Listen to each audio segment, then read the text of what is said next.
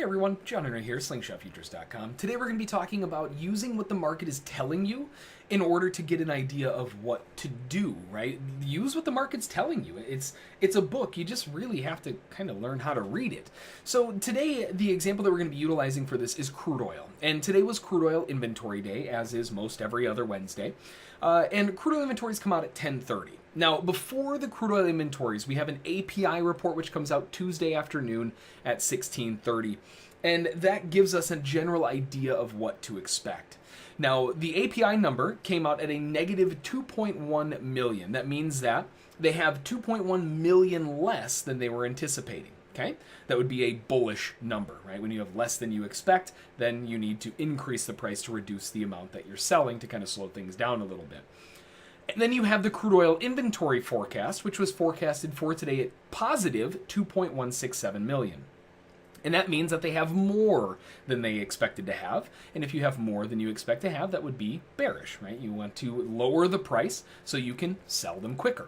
So in this type of situation, every time we come into Wednesday, I'm always tracking what the crude oil inventories are expected to be, what the API came out as, and what the API movement was.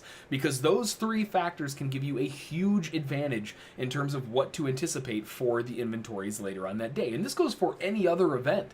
If you're expecting some big, huge market moving event, generally the market will tell you what it's anticipating on doing. And the only time that that doesn't come true is generally if that number comes out as a monstrous surprise that nobody was expecting. Chances are that's not going to happen very often. So crude oil inventories for today. We have a split. The API is forecasting a negative 2.1 million and the crude oil inventories are forecasting a positive 2.1. So which one do we go with, right? If we're looking to get in and assume that we're going in the direction of the inventories, which way do we go? Well, let's look at price action. Price action right out of the gates starts off with a rally to the upside and falls lower, pullback, maybe to a pullback moving average, bounces up, fails, goes down again. Goes range bound, breaks down again. Tries lifting higher, gets a little bit of a trap into API resistance at 72.24. These levels, by the way, we talk about in the Twitter page. If you haven't followed me already, it's twitter.com/slingshotfuture.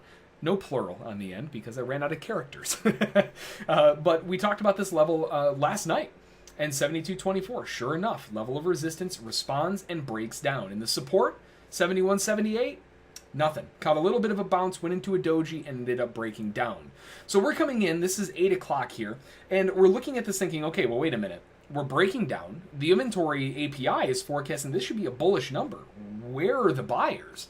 Right? If this is going to be a bullish number, we should be seeing buyers on the pullback, new swing high. Buyer on the pullback, new swing high. Or a range that every time they try to break out of the lows, it fails and bounces back up again. We're not getting that, though. So this is one of those situations where we have a little bit of a split of difference in opinion. The market is telling us that chances are this is going to be a bearish number, but the API is telling us, well, you might want to think on the bull side. So because of that, we come in and we're thinking already, maybe this is a little bit more bearish than we're actually anticipating. The 4-hour chart, the hourly chart, those are all down and pointing lower, and now this is showing us that the market might want to continue breaking down. Chances are the number is going to be bearish. And we continue seeing lower lows, strong breakdowns, and then we move into the inventories not too far around the corner, right? We're 5 minutes away from the inventories right here. This candle closes at 10:30. And the number will be on the open of the next candle. So what are we expecting? Well, we're expecting that given what price action has told us already, this number is likely going to be bearish. And given how aggressively bearish this move has been, it might be more bearish than they were anticipating. So that crude oil inventory build of 2.167 million might actually be under expectation, and we might end up seeing a larger than normal build than, compared to that 2.167. And what do we get? We get the inventories, and they hammer lower. Whoa, well, I would have never seen that coming. And what did the number come out as? Well, if we look at the inventory number, we can see the number came out at a build of 6.49 million. That's way worse than they were expecting. And that's exactly what the price action was telling us to expect. Now, in this type of event, what I really like seeing is seeing the number come out as we expect it to, being a bearish number in this case, and more bearish than normal, but seeing a bullish response, because that allows you a way to potentially jump in at a significantly better price just to watch it roll over and get hammered down to the lows. That didn't happen in this case. But this is a great example, and look at the follow-through. Beautiful example of why we utilize price action so intensely, why we focus on what the market is doing so much, because the market is like a book. It's telling you the story. It's telling you what you need to know. Our job is to decipher the text of the book and kind of learn how to read it. And you're not going to hit it every time. You're going to be wrong. Welcome to trading.